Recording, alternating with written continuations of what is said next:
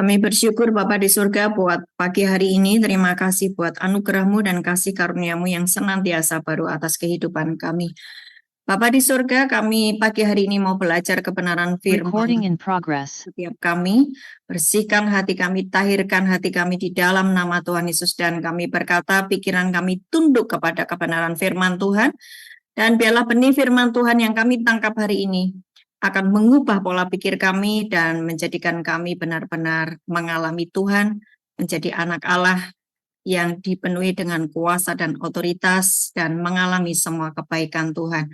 Berfirmanlah Tuhan, dan kami mengikat setiap roh jahat yang ada di tempat ini, kami ikat, kami dorong keluar dari gereja ini, dari rumah kami masing-masing, di dalam nama Yesus para malaikat Tuhan bergerak, menghabisi setiap yang bukan dari Tuhan, dan Roh Kudus ambil alih atas ruangan kami masing-masing dan sambungan internet kami.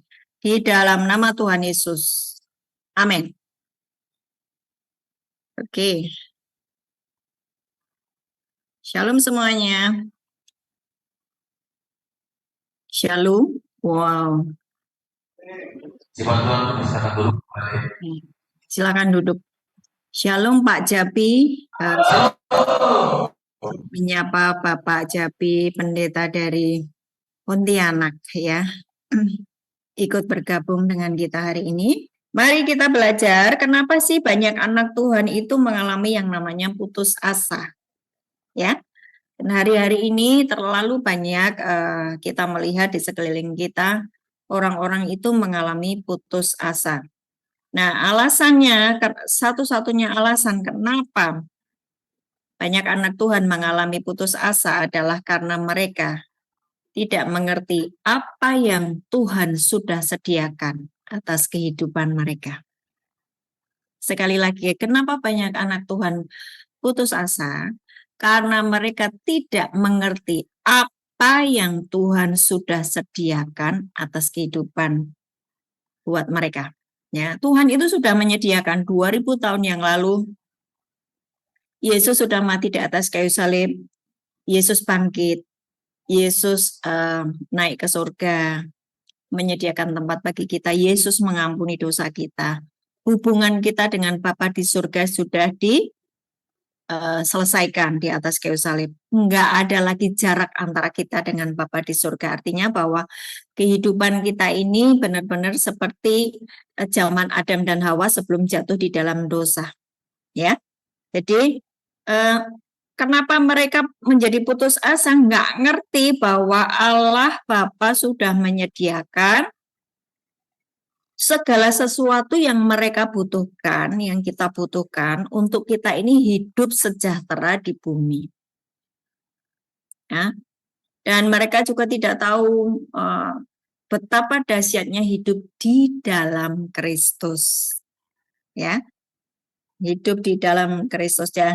Nah, hari ini kita akan belajar dulu definisinya apa sih orang putus asa itu, definisinya apa putus asa itu. Putus asa itu adalah orang-orang yang nekat dan membabi buta karena terdorong oleh putus asa tadi, nggak punya pengharapan. Dia akan mengambil keputusan dengan nekat, membabi buta, dan mengambil risiko apapun. Karena sudah nggak punya pengharapan. Putus asa. Jadi dia itu kayak gelap, mengambil keputusan membabi buta, ya. Tindakan-tindakan yang diambil terakhir ujungnya adalah menambah yang namanya beban berat di dalam kehidupan mereka. Mereka adalah orang-orang yang tidak punya pengharapan, hidup di dalam masa kritis demi kritis atau krisis demi krisis. Ya, pikirannya pikirannya tuh sudah didrive oleh yang namanya kematian. Nah, ini kalau kita belajar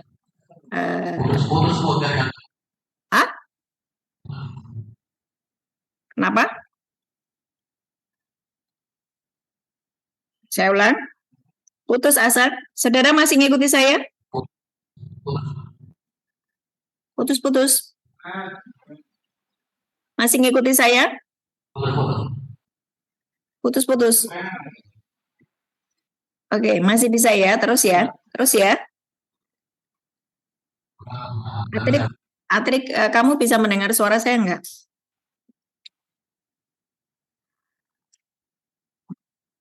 Bisa, Bu. Bisa, Bu. Bisa. Oke. Ini sebetulnya yang bermasalah di internetnya Medan ya? Betul? Iya, Bu. Oke. Ya, lanjut ya.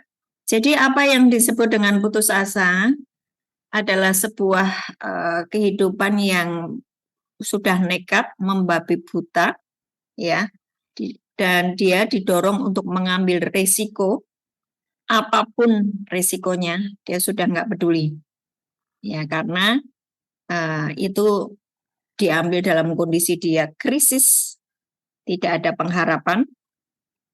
Nah, dampak dari putus asa macam-macam ya, dampak dari dia mengambil keputusan pada saat putus asa macam-macam. Contohnya yang hari ini sedang marak adalah pinjol. Ya kan? Pinjol. Orang udah putus asa dengan ekonominya, ambil keputusan itu membabi buta. Yang cepat aja.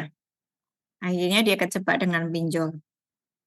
Kemudian rumah tangga yang kacau balau ya, kayaknya nggak ada progres, nggak ada pemulihan, ditambah masalah ekonomi, akhirnya mereka memutuskan untuk bercerai. Nah, ini karena putus asa, ya. Terus ada lagi yang namanya pelarian ke hal-hal yang negatif, misalnya narkoba, ya, kemudian pencurian, pembunuhan. Nah, itu hal-hal yang negatif seperti itu, dan ujungnya adalah bunuh diri. Nah, ini adalah dampak dari putus asa ya. Nah, sekarang saya mau menyampaikan kepada kalian semuanya yang ada di Lapas Medan ya.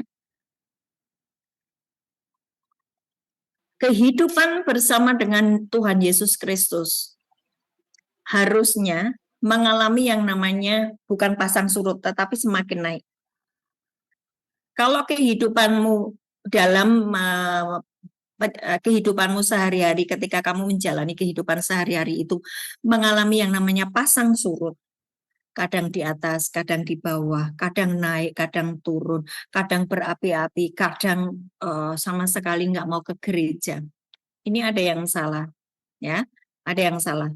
Jadi bagaimana supaya kita ini mengalami yang namanya kehidupan yang semakin hari semakin bersemangat, semakin hari semakin berapi-api, semakin hari semakin mengalami semua janji-janji Tuhan.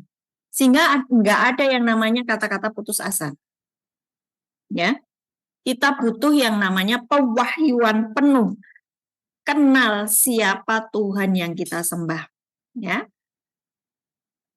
sebelum kita belajar lebih lagi, coba perhatikan di Yohanes 4 ayat 14 ya. Yohanes 4 ayat 14. Kenapa sih banyak orang ini menjadi putus asa ya? Yohanes 4 ayat 14. Nah ini, tetapi barang siapa minum air yang akan kuberikan kepadanya, ia tidak akan haus untuk selama-lamanya. Sebaliknya, air yang akan kuberikan kepadanya itu akan menjadi mata air di dalam dirinya yang terus-menerus memancar sampai kepada kehidupan kekal. Orang yang mengenal Yesus Kristus, yang mengizinkan Tuhan itu diam di dalam dirinya. Dan itu Yesus sendiri yang berkata ya, kalau kamu mengasihi aku, kamu menuruti firman-Ku, dan kami akan diam di dalam kamu. Diam, berdiam. Ketika Allah sumber kehidupan itu berdiam di dalam diri kita, nggak ada yang namanya kekeringan. Ya, nggak ada yang namanya kekeringan. Tetapi banyak sekali dari kita ini yang membaca firman itu sekedar dibaca, tetapi tidak direnungkan di dalam dirinya dan tidak diperhatikan setiap detail firman Tuhan. Oke, jadi Kenapa banyak orang tidak mengalami Tuhan? Kenapa banyak orang ini tidak mendapatkan pewahyuan siapa Yesus Kristus? Karena mereka ketika membaca, sekedar membaca, tidak memperhatikan dengan baik-baik kalimat demi kalimat dan tidak meminta pewahyuan yang dari Tuhan. Ya, sehingga mereka akan berkata begini, aku sudah baca Alkitab kok, aku sudah berdoa, aku sudah puasa. Tapi buktinya mana? Hidupku begini-begini saja. Saudara perhatikan, setiap perkataan-perkataan Yesus, engkau harus perhatikan baik-baik. Contohnya di Yohanes 14 ayat 23. Kalau kamu mengasihi aku, kamu akan menuruti firman-Ku, dan kami, Bapa, Putra, dan Roh Kudus diam di dalam kamu. Waktu Bapa, Putra, dan Roh Kudus diam di dalam kamu, Sang Pemilik surga itu diam di dalam kamu. Enggak ada yang namanya putus asa. Karena apa? Engkau memahami bahwa Sang Pencipta itu diam di dalam kita. Nah, kita sekarang mau lihat dulu ya. Roma 8 ayat 37 sampai dengan 39. Roma 8 ayat 37 sampai 39. Kalian yang di lapas mau membacakan? Supaya saya ngerti bahwa internetnya masih oke. Lihat di layar sudah ada tuh. Demikianlah firman Tuhan, tetapi dalam semuanya itu kita lebih daripada orang-orang yang menang oleh Dia yang telah mengasihi kita. Terus? Sebab aku yakin bahwa baik maut maupun hidup, baik malaikat-malaikat maupun pemerintah-pemerintah, baik yang ada sekarang maupun yang akan datang, atau kuasa-kuasa, baik yang di atas maupun yang di bawah, ataupun sesuatu makhluk lain, tidak akan dapat memisahkan kita dari kasih Allah yang ada dalam Kristus Yesus Tuhan kita. Amin. Jadi kita mesti nanya dulu, pewahyuan Yesus Kristus atas kehidupan kita ini seperti apa sih Tuhan? Tuhan, apa sih yang Engkau sudah kerjakan atas kehidupan saya? Sehingga katanya Bu Ana tadi, sebetulnya kalau kamu ngerti Yesus Kristus itu siapa di dalam dirimu, engkau tidak perlu yang namanya putus asa. Nah, engkau harus menggali Yesus Kristus itu apa yang Dia berikan kepada saya. Diulang dari ayat 37 tadi. Ayat 30. Tetapi dalam semuanya itu kita lebih daripada orang-orang yang menang. Yang menang itu Yesus Kristus. Dia sudah mengalahkan iblis, dosa, dan maut. Ya, iblis, dosa, dan maut sudah dikalahkan oleh Yesus Kristus. Nah, kamu, saya, kita semua tinggal percaya kepadanya. Itulah kenapa disebut lebih dari orang yang menang, lebih dari pemenang. Oleh Dia yang telah mengasihi kita, oleh Yesus yang telah mengasihi kita. 38. Dampak dari kemenangan itu, sebab aku yakin bahwa baik maut itu tidak bisa memisahkan kita dari kasih Tuhan. Maut itu apa? Produk maut, produk neraka, kemiskinan, sakit penyakit tidak ada obatnya, kehancuran, malapetaka, itu produk-produk maut. Kalau engkau menyadari dirimu bahwa Yesus Kristus itu lebih dari pemenang dan aku menyatu dengan Yesus Kristus, Yesus itu sudah menang, aku lebih dari pemenang sebab aku di dalam Yesus.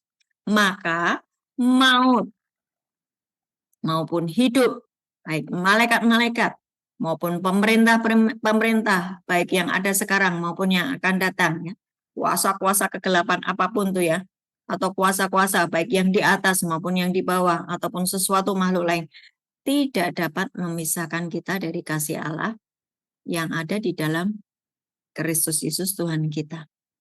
Saudara, engkau merenungkan ayat itu bahwa yang namanya kenapa sih aku depresi, kenapa sih aku putus asa, kenapa sih sepertinya aku tidak punya pengharapan. biasanya karena engkau terfokus kepada masalahmu, ya, engkau terfokus kepada masalahmu dan engkau lupa bahwa yang harus ada di depanmu itu adalah Yesus Kristus yang sudah menang atas iblis, dosa, dan maut.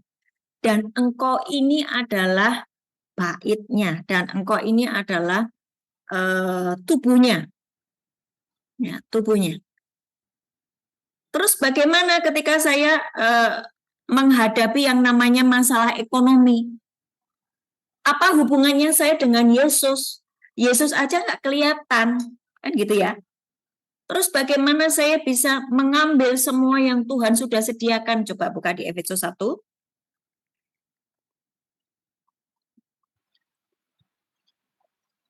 Ayat 3. Efesus 1 ayat 3. Ini sudah sering saya sampaikan kepada kalian, tapi mungkin pada waktu saya menyampaikan, kalian melamun, ya pikirannya kemana-mana. Nih, lihat nih. Terpujilah Allah dan Bapa Tuhan kita Yesus Kristus, yang dalam Kristus telah mengaruniakan kepada kita segala berkat rohani di dalam surga. Berkatnya di mana? Berkatnya di mana? Di surga. Kamunya di mana kaliannya? Saya. Di bumi. Di bumi. Terus bagaimana mengambil berkatnya? Ya kan? Ini berkatnya di dimensi alam roh. Saudara hidup di dimensi jasmani. Bagaimana saudara mengambil semua berkat yang memang sudah Tuhan sediakan 2000 tahun yang lalu. Antara bumi dan surga itu sudah dipulihkan. Oleh karena Yesus sudah mengampuni segala dosa pelanggaran kita bagi yang percaya. Saudara yang percaya kepada Yesus Kristus, engkau itu memiliki dunia yang berbeda, dunianya Tuhan, dunia yang sudah dipulihkan dari segala dosa pelanggarannya. Saudara tinggal mempercayai dan berjalan dalam seluruh ketetapan firman Tuhan. Engkau tinggal mentaati setiap firman Tuhan. Nah sekarang ya, ayat 3 ini ya, ayat 3 ini.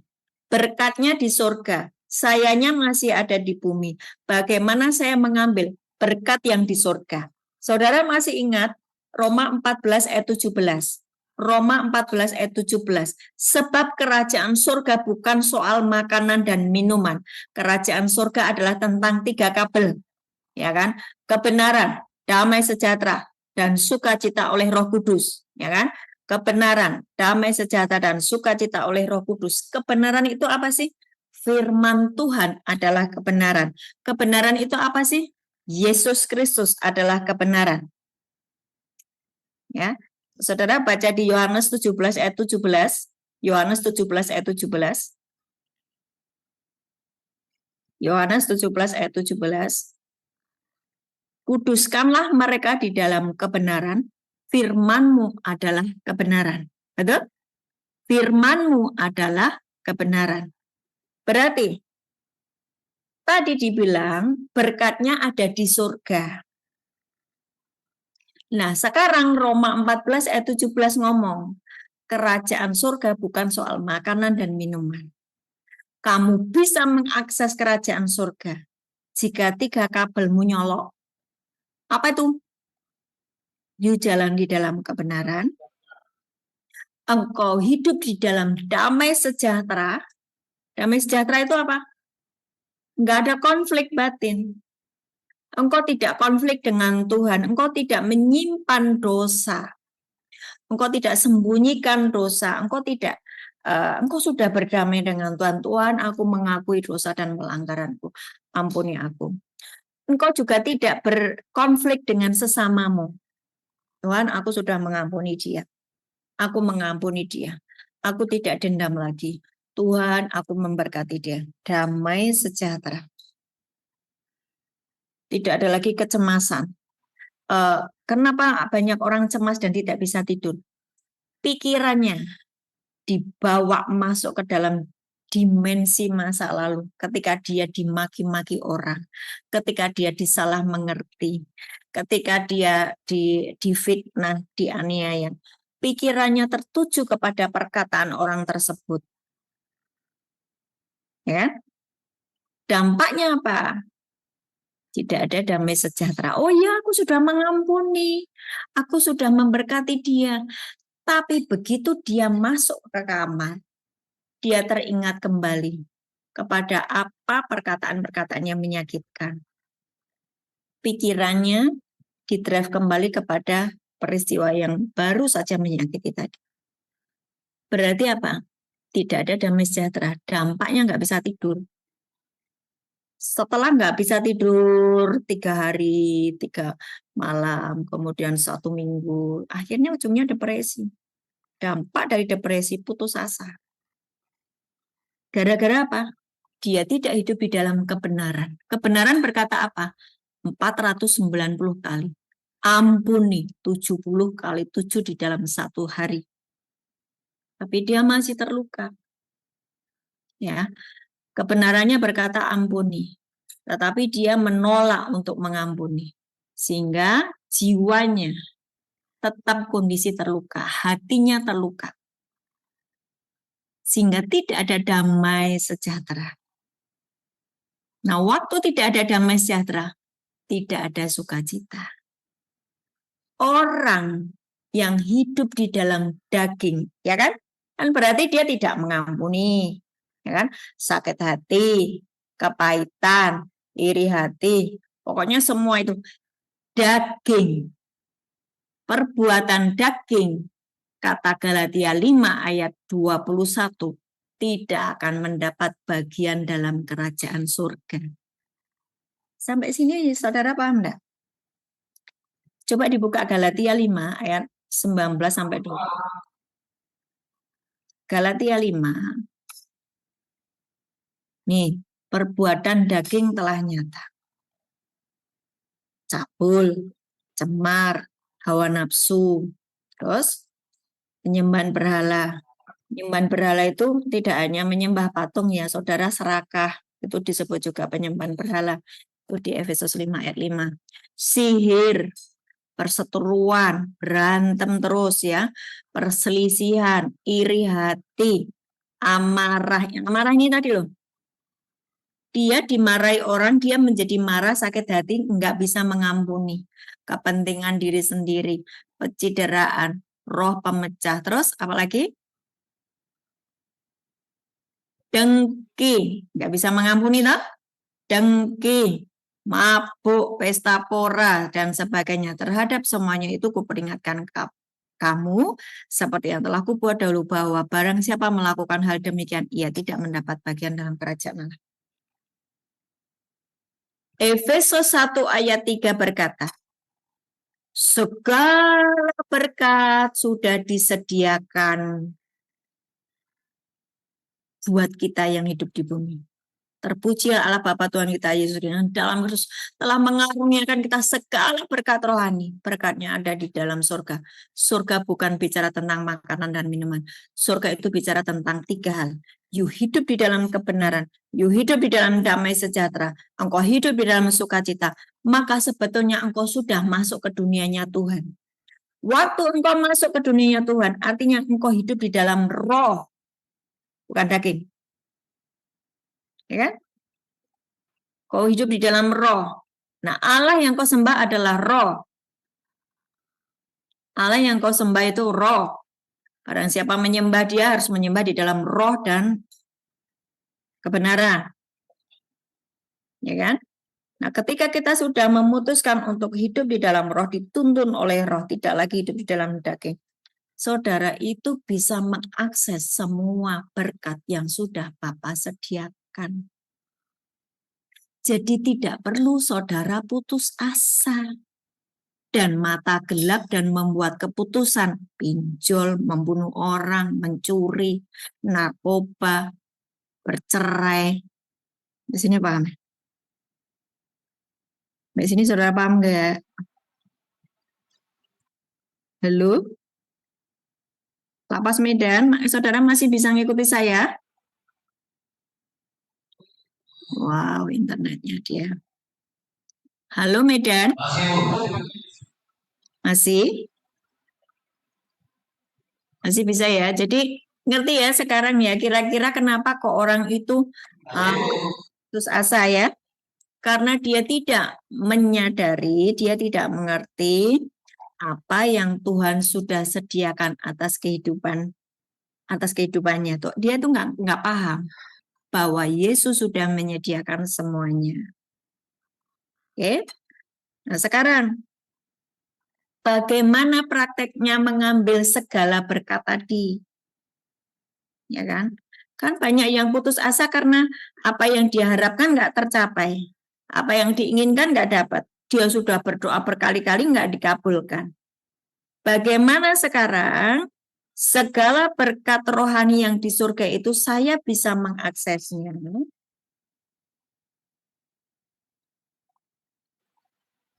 Misalnya, kalau saudara sakit, ya, dibilang bahwa semua sudah disediakan oleh Tuhan. Jadi kita ini bukan kalau sakit, bukan berjuang untuk mengalami kesembuhan, tetapi mengambil kesembuhan yang Tuhan sudah sediakan. Oleh bilur-bilurnya engkau sembuh. Yakobus 5 ayat 14 sampai dengan 16. Dosamu diampuni, akui dosamu. Dosamu diampuni. Kemudian berdoa. Doa yang benar dilahirkan dengan doa orang benar itu sangat besar kuasanya. Didoakan dengan iman penuh kuasa. Maka akan membangkitkan orang yang sakit itu. Mereka akan sembuh. Jadi, waktu saudara sakit, saudara itu tinggal ngambil kesembuhan. Caranya bagaimana? Ambil firman Tuhan yang berhubungan dengan kesembuhan. Saudara doakan ayat itu. Saudara renungkan, renungkan, renungkan, renungkan. Ambil terima. Contoh, Mazmur 107 ayat 20. 107 ayat 20. Mazmur 107 ayat 20. Disampaikannya firman-Nya, disembuhkannya mereka, diluputkannya mereka dari liang kubur. Ya kan? Disampaikannya mereka, disembuhkannya firman-Nya, disembuhkannya mereka, diluputkannya mereka dari liang kubur. Artinya, firman itu menyembuhkan. Kenapa firman menyembuhkan? Karena Yohanes 1 ayat 1, firman itu adalah Allah sendiri. Terus masuk lagi di Yakobus 5 ayat 14 sampai 17. Jadi kenapa ada orang-orang yang putus asa karena sakit penyakitnya nggak disembuhkan? Kenapa penyakit itu nggak sembuh? Kenapa harus kanker ke stadium 4? Kenapa harus meninggal dalam kondisi sakit? Nggak ngerti bahwa Yesus itu sudah menyembuhkan. Dan pikirannya hanya tertuju ke distrak dengan apa kata dokter. Dan yang dipikirannya bukan firman, tetapi masalah penyakitnya tadi yang membuat dia menjadi takut, khawatir, cemas. Padahal Tuhan tidak pernah memberikan takut, khawatir, cemas. Enggak ada. Tuhan itu memberikan roh yang membangkitkan kasih, ketertiban, dan kekuatan. Ya, Yakobus 5 ayat 14. Kalau ada seorang di antara kamu yang sakit, baiklah ia memanggil para penatua jemaat, supaya mereka mendoakan dia serta mengolesnya dengan minyak dalam nama Tuhan. 16. Dan doa yang lahir dari iman akan menyelamatkan orang sakit itu. Dan Tuhan akan membangunkan dia, dan jika ia telah berbuat dosa, dosanya diampuni. Jadi orang sakit biasanya karena dosa. Minta ampun aja atas semua dosa dan pelanggarannya. Ampuni aku Tuhan, aku mengakui dosaku. 16. Karena itu hendaklah kamu saling mengaku dosamu, saling mendoakan supaya kamu sembuh. Doa orang yang benar bila diyakin didoakan, sangat besar kuasanya. Saudara, ayah saya pernah mengalami yang namanya koma, ya, koma dan itu karena merokok. Kalian yang merokok tobat ya. Nah, semua yang merokok tobat ya. Tuhan, tubuhmu itu bait Allah. Yesus sudah menyembuhkan semua sakit penyakitmu. Tapi kalau engkau dengan sengaja merusak bait Allah, ya saudara punya konsekuensi sendiri ya. Engkau minta sembuhkan aku, sembuhkan aku. Kamu terus habis sembuh merokok lagi. Nggak bisa seperti itu. Ada bagian-bagian dari hidupmu yang engkau harus kerjakan. Jadi suatu hari ayah saya ini koma ya karena dia adalah perokok akut ya. Paru-parunya sudah flek-flek gitu kan, koma. Saya posisi waktu itu ada di Jakarta, orang tua saya ada di Klaten, dan lagi dibawa ke rumah sakit Bethesda di Jogja. Ya, nah seluruh saudara-saudara saya sudah berkata, om, tante saya itu sudah ngomong, Ana, kamu harus ikhlas, kamu jangan shock, kamu jangan kaget. Pokoknya Bapak itu sudah nggak ada harapan, kamu berdoa saja. Bisa perjalanan dari Jakarta menuju ke Jogja, karena saya naik kereta, ya. Itu kalau dulu itu masih lama ya perjalanannya. Dari kita berjalan malam itu pagi itu baru nyampe. Sekarang udah cepet ya. Sekarang 5 jam nyampe. Nah, sepanjang perjalanan di kereta, saya cuma mintakan ampun untuk Tuhan, untuk bapak saya itu kepada Tuhan. Tuhan ampuni ayah saya, ampuni bapak saya, ampuni orang tuaku Tuhan, ampuni dia. Basuh dengan darah-Mu yang kudus. Tuhan, Engkau berfirman bahwa Yakobus 5 ayat 14 sampai 16 disampaikannya firman-Nya, disembuhkannya mereka. Tuhan, ketika kami mengakui dosa-dosa kami, Engkau mengampuninya dan bangkitkan Tuhan, bangkitkan dia kembali. Sesuai dengan Yakobus 5, 14 dan 16 yang saya percayai. Waktu saya sampai di rumah sakit, masuk ruang ICU, saudara tahu nggak? Tiba-tiba bapak saya bangkit. Dari dia yang sudah, sama orang sudah berkata, tidak ada pengharapan. Tapi ketika saya mengucapkan firman tersebut, bapak saya bangkit.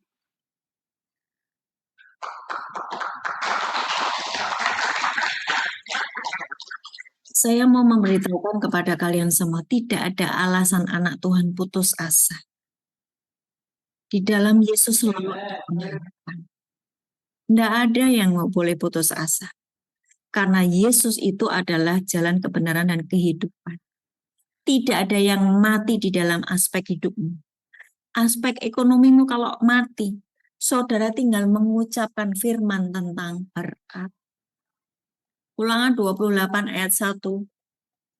Kalau kamu baik-baik mendengarkan suara Tuhan Allahmu dan melakukan dengan setia segala ketetapannya, maka segala berkat ini akan datang kepadamu. Betul kan itu Ulangan 28 ayat 1? Segala berkat ini akan datang kepadamu. Diberkatilah engkau di kota, diberkatilah engkau di ladang. Kau jadi kepala bukan ekor, semakin naik bukan turun. Belum ada kebutuhan, Tuhan sudah mendatangkan berkat atasmu. Engkau ayat-ayat ini, saudara, saya praktekkan.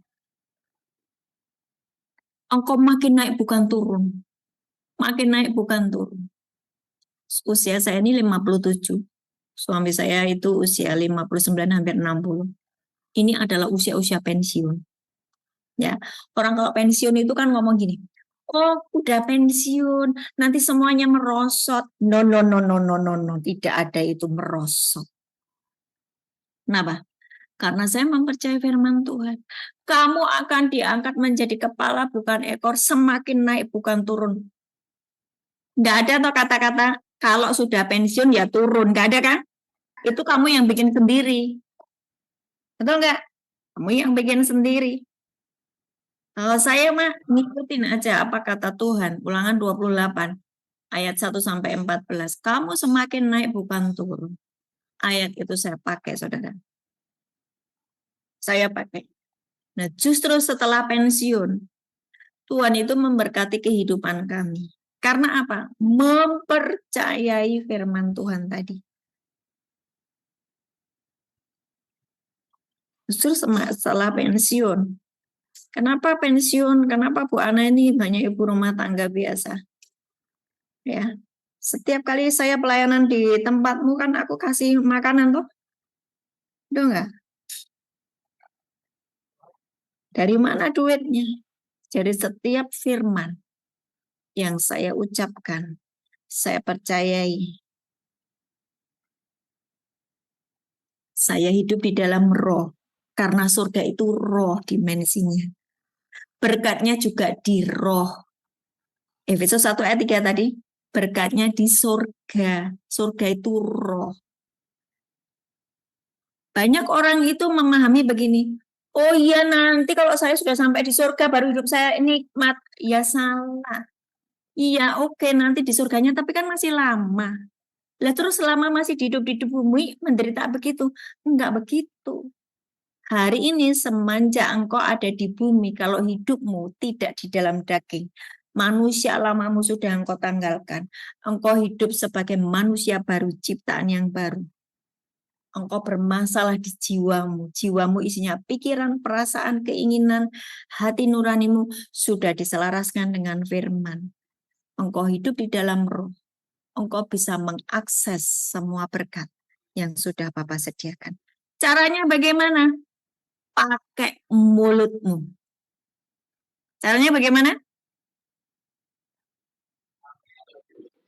Pakai mulutmu. Mulutmu dipakai untuk apa? Maki-maki orang. Gosip.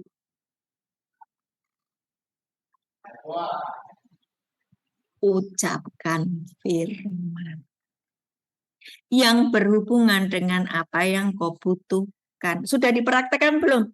Loh, sekarang ya Bu Ana itu kalau ngajar kan nggak pernah bergeser dari situ toh, betul nggak? Sudah dipraktekkan belum? Engkau bisa menciptakan, diberkati selama engkau ada di lapas. Ya, ampuni aku Tuhan, dulu aku bikin sebuah keputusan yang salah dan hari ini Tuhan dibilang kalau aku hidup di dalam roh, aku bisa mengakses semua berkat. Tadi di Efesus 1 ayat 3. Tuhan, istriku tuh sedang mengalami kekurangan, nggak ada makanan di dapur, nggak ada beras di dapur. Tuhan, anak-anakku harus bayar SPP. Saudara menciptakan berkat. Caranya apa? Mulutnya dipakai mengucapkan firman tentang berkat. Yesaya 59 ayat 21.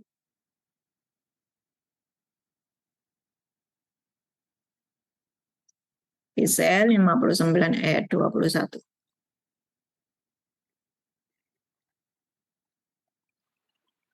Silakan dibaca.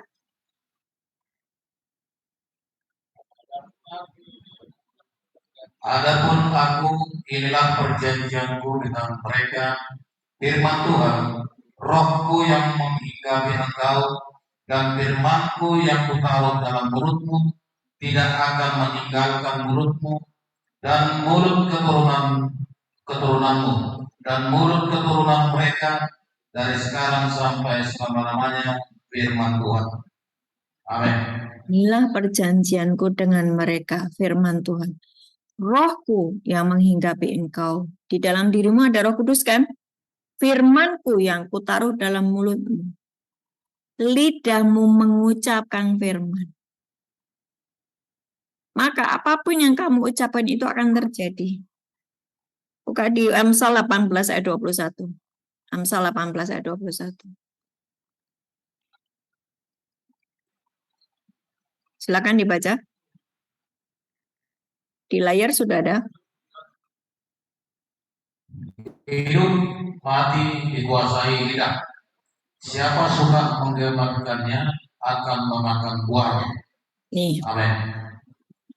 Kenapa banyak orang sudah mengucapkan firman tapi tidak terjadi? Karena campuran yang diucapkan. Sebentar dia mengucapkan berkat, sebentar dia mengutuki orang. Sebentar dia mengucapkan firman, sebentar dia ngomongin orang, gosipin orang. Nah, hidup dan mati dikuasai oleh lidah. Saudara mengucapkan firman, engkau hidup. Saudara mengucapkan kata-kata kutukan, kekecewaan, ada kematian di situ. Nah, itulah. Sekarang saya mau nanti kita mulai praktek ya, mengucapkan hal-hal yang baik atas kehidupan kita. Amin. Kita mulai kita mulai praktek. Yuk, bangkit berdiri. Saya mau mulai ajari kalian. Ya, saya mau mulai ajari kalian untuk menciptakan sesuatu. Ya. Dan itu akan terjadi jika saudara mempercayainya. Amin. Tadi kan segala berkat sudah disediakan. Sekarang mulai praktek. Mengucapkan berkat di bulan Juni ini. Ya. Praktek mengucapkan berkat sepanjang bulan Juni ini. Mumpung masih baru tanggal 4. Ya. 4 apa tanggal 3 nih? Ya, mumpung masih tanggal awal. Saudara mengucapkan berkat di bulan Juni ini. Contohnya bagaimana? Ikuti semuanya ya. Kok semuanya ngomong mengucapkan berkat. Dalam nama Tuhan Yesus. Ayo. Sepanjang bulan Juni ini. Aku akan diberkati berlimpah-limpah. Sepanjang bulan Juni ini. Akan ada banyak anugerah Tuhan yang aku terima. Aku tidak sakit, aku tidak kekurangan apapun.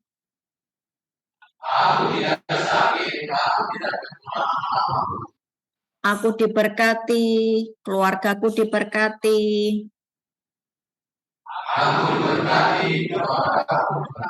Aku mengalami pelipat kali gandaan.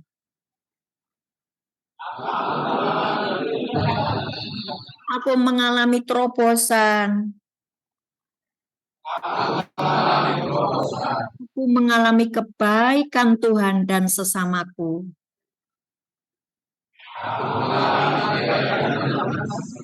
Sepanjang bulan Juni ini sampai akhir Juni.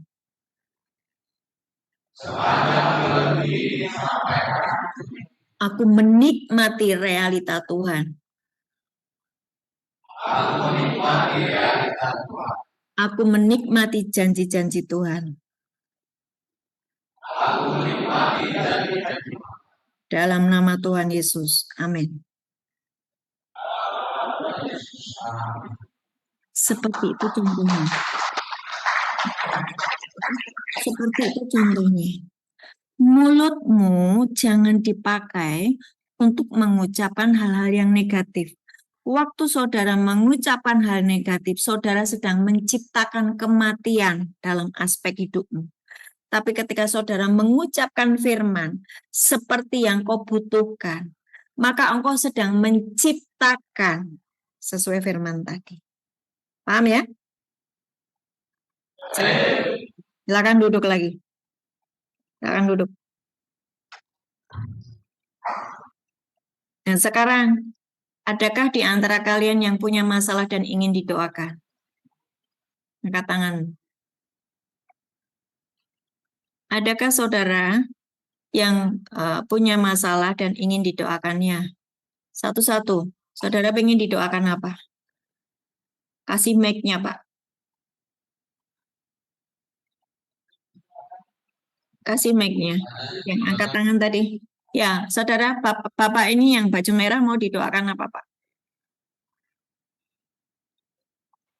Saya mau didoakan, hubungan saya selalu ada di dalam Tuhan. Apa? Keluargamu ada di dalam Tuhan? Ya. Saya mau didoakan agar Teguhan iman saya ada di dalam Tuhan Yesus dan keluarga saya selalu. Oke, pertemuan iman. Namanya Pak siapa? Maju jalan. Yuk, angkat tanganmu, angkat tanganmu. Hari ini Tuhan, aku berdoa untuk anakmu ini di dalam nama Yesus. Tuhan, tambahkan roh iman buat dia.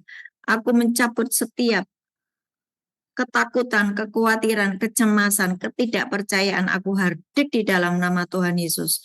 Tuhan memberikan kepadamu hari ini roh iman.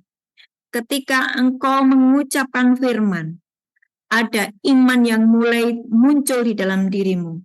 Engkau mulai hidup di dalam kebenaran firman Tuhan, dan engkau mulai hidup di dalam iman.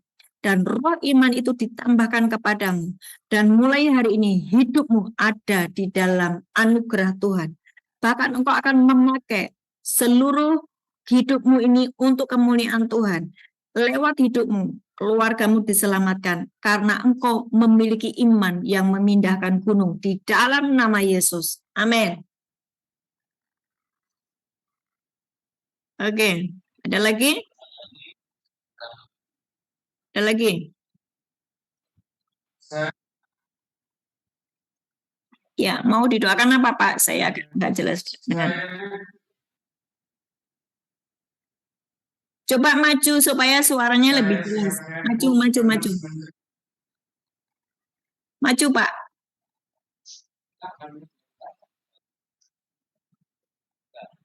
Bapak mau didoakan apa? Agar saya sehat Bu, karena semenjak saya lahir hingga saat ini saya menderita penyakit sesuatu hingga saat ini untuk sembuh. Penyakit epilepsi Bu. Epilepsi, oke. Dalam nama Yesus, angkat tanganmu. Angkat tanganmu Pak. Penyakit epilepsi Bu. Ya, aku tahu. Epilepsi ya. Oke, angkat tanganmu Pak. Angkat tanganmu Pak. Ya, oke. Di dalam nama Tuhan Yesus, para malaikat Tuhan tolongin. Oh, kuasa Roh Kudus bekerja. Ya, apa ini? Semua roh-roh jahat, semua dari nenek moyang, roh-roh jahat yang ada di dalam tubuhnya, roh sakit penyakit epilepsi. Aku mencabutnya keluar di dalam nama Yesus, keluar di dalam nama Yesus. Engkau tidak boleh masuk lagi dalam tubuh orang ini. Di dalam nama Yesus, roh epilepsi dari nenek moyang, keturunan, aku cabut bakar di dalam nama Yesus. Oleh kuasa darah Yesus, mulai hari ini, engkau tidak lagi terganggu dengan sakit penyakitmu.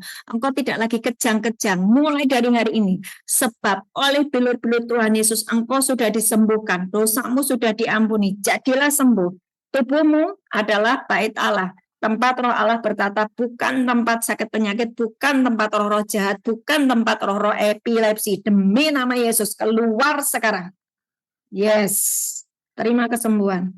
Roh, jiwa, dan tubuhmu dibasuh dengan darah Yesus, tidak bisa masuk lagi roh-roh itu. Engkau tidak akan kejang-kejang lagi, engkau tidak akan kambuh lagi. Mulai hari ini, terima kesembuhan di dalam nama Yesus. Amin. Amin. Amin, Pak. Udah. Gantian yang lainnya. Ngobrol ya. Ya, gantian yang lainnya.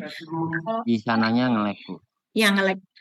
Yang di Medan nanti tolong beritahukan kepada saya perkembangannya. Apakah dia masih kambuh-kambuh lagi ya? Pak Abner ikut apa enggak ya ini?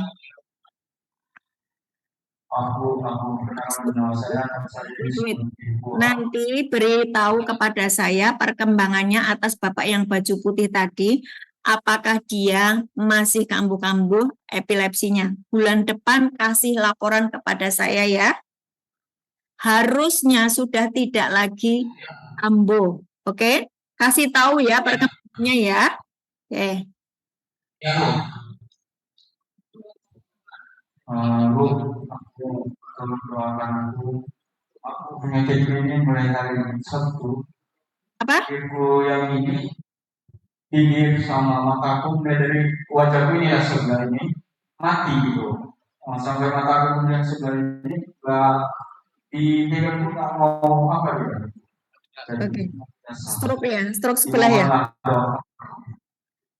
Stroke ya, gejala stroke ya, stroke. Ya, Oke, ya Bu. angkat tanganmu di tempat yang sakit. Angkat tanganmu. Di dalam nama Tuhan Yesus, aku berkata kepada roh sakit penyakit yang ada di dalam tubuhmu, keluar sekarang dalam nama Yesus. Roh sakit penyakit keluar. Roh yang membuat sumbatan-sumbatan. Aku hardik ini di dalam nama Yesus. Keluar sekarang. Sampai seakar-akarnya di dalam nama Yesus. Dan hari ini segala dosa pelanggaranmu diampuni. Minta ampun, akui dosa pelanggaranmu. Dan jadilah sembuh. Dan hari ini aku berkata, di dalam nama Yesus, sumbatan-sumbatan terbukalah. Tidak ada lagi yang tersumbat. Organ-organ tubuhmu dikasih organ-organ tubuh yang baru. Pembuluh darahmu lancar semua mulai hari ini. Aku berkata kepada tekanan darah, tensimu normal, tidak ada tekanan darah tinggi, tidak ada tekanan darah rendah, tensimu normal di dalam nama Yesus. Dalam nama Yesus. Oleh belur-belurnya, terima kesembuhan. Engkau sudah sembuh. Gerak-gerakan, mulai gerak-gerakan. Kami cabut semua yang bukan dari Tuhan, kami cabut yang mulai gerak-gerakan. Coba kamu mulai rasakan. Kamu taruh tanganmu di atas kepala. Kuasa Roh Kudus, jamaah, ya sembuhkan, pulih, aliran kesembuhan mengalir dari ujung kepala sampai ujung kaki. Gejala-gejala stroke tidak ada lagi kebas-kebas, matamu bisa melihat dengan jelas. Aku cabut setiap penyakit diabetes, no way. Tubuhmu adalah bait Allah, tempat Roh Allah bertata, bukan tempat sakit penyakit. Mulai hari ini, tubuhmu mulai normal kembali, engkau bisa merasakan sembuh total di dalam nama Yesus. Amin. Amin. Nanti rasakan ya. Nanti rasakan. Terus bulan depan ngomong sama saya, iya Bu, aku udah sembuh ya. Nanti rasakan, belum sembuh ya ngomong aja belum sembuh. Tapi dengan catatan, kamu sudah berdamai, tidak ada konflik. Kamu mengampuni, ya, kamu hidup dalam sukacita, hidup di dalam roh, ya. Ikuti firman Tuhan, pasti sembuh. Amin. Amin Bu, kasih Bu. Oke, ada lagi?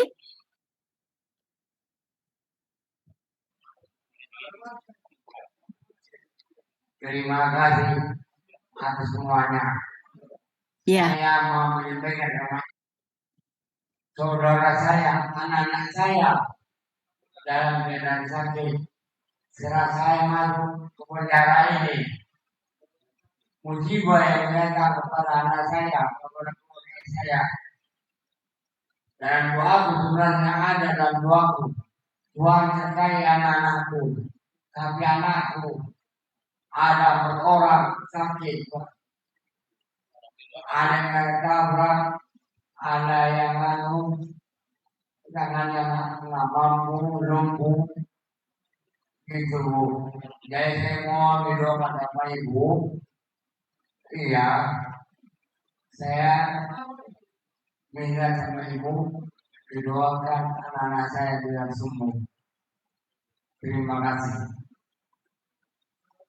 Pak, minta tolong diterjemahin Pak, sampingnya Pak. Saya nggak jelas ngomongnya tadi apa ya.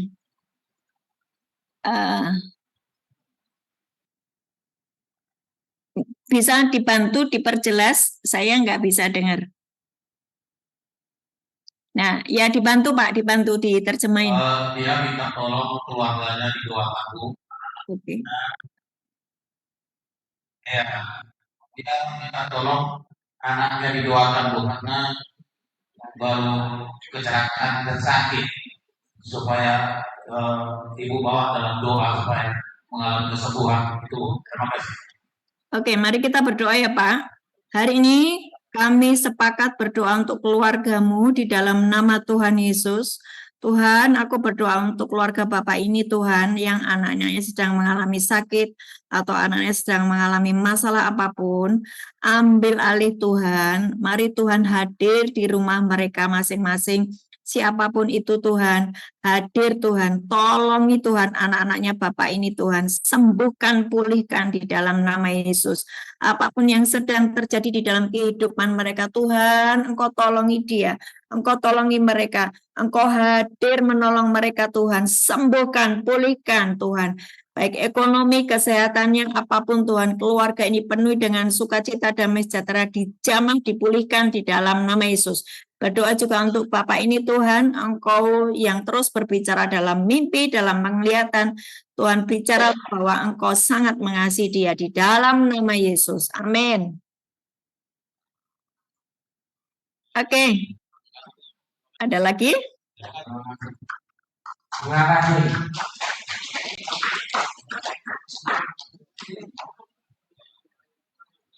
Udah Bu? Udah? Udah cukup Bu? Cukup. Mari kita bangkit berdiri. Udah Bu? Bangkit berdiri.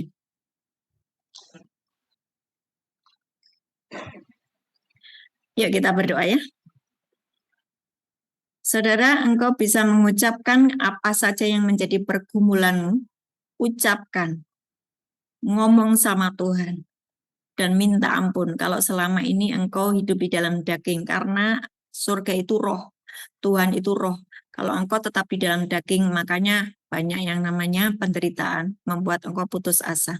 Hiduplah dipimpin oleh roh. Hiduplah sesuai dengan firman Tuhan. Dan engkau akan menerima semua kebaikan Tuhan. Yuk angkat tangan. Hari ini Bapa di surga, aku serahkan anak-anakmu yang ada di lapas Medan, lapas kelas 1 Medan, ke dalam genggaman tanganmu. Apapun yang menjadi masalah dan pergumulan mereka Tuhan, Roh Kudus tolongi mereka. Roh Kudus bebaskan mereka dari semua ikatan-ikatan, narkoba, pencurian, pembunuhan, roh-roh dusta, lepas semua di dalam nama Yesus. Kuasa Roh Kudus menjamah jiwa mereka, hati pikiran dikuduskan oleh darah Yesus, dikuduskan oleh firman Tuhan, dan biarlah jiwanya dibebaskan dari keterikatan dengan dosa, dan hari ini tubuh, jiwa, dan rohnya disempurnakan oleh kuasa darah Yesus. Aku berdoa, aku serahkan seluruh jemaatmu ini ke dalam tanganmu Tuhan. Tidak ada satupun yang binasa, tidak ada satupun yang terhilang, semuanya dalam genggaman tanganmu Tuhan. Meteraikan mereka menjadi milikmu, dan urapi mulut, lidah, dan bibir mereka Tuhan, sehingga ketika mereka mengucapkan firman, itu terjadi di dalam nama Yesus. Angkat tanganmu, terima berkat. Tuhan memberkatimu dan melindungimu. Tuhan menyinari engkau dengan wajahnya dan memberi engkau kasih karunia. Tuhan menghadapkan wajahnya kepadamu dan memberi engkau damai sejahtera. Amin. Amin. Amin. God bless.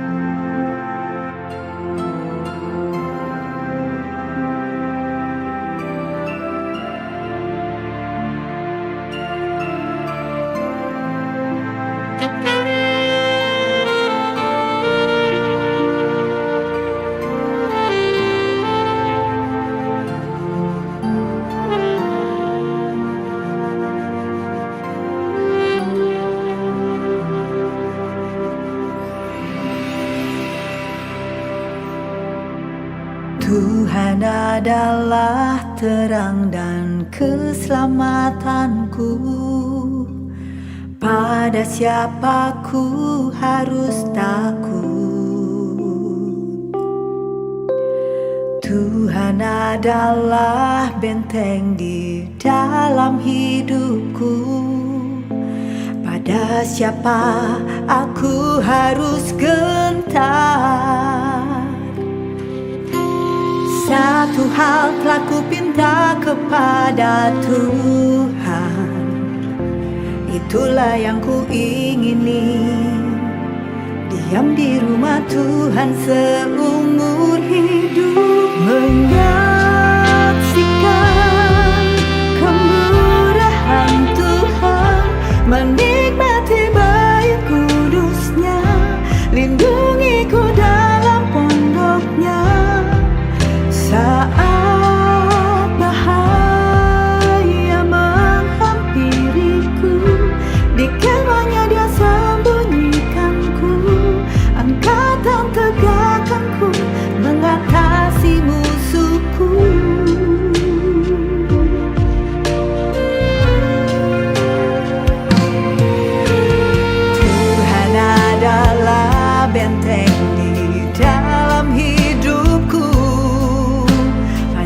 siapa aku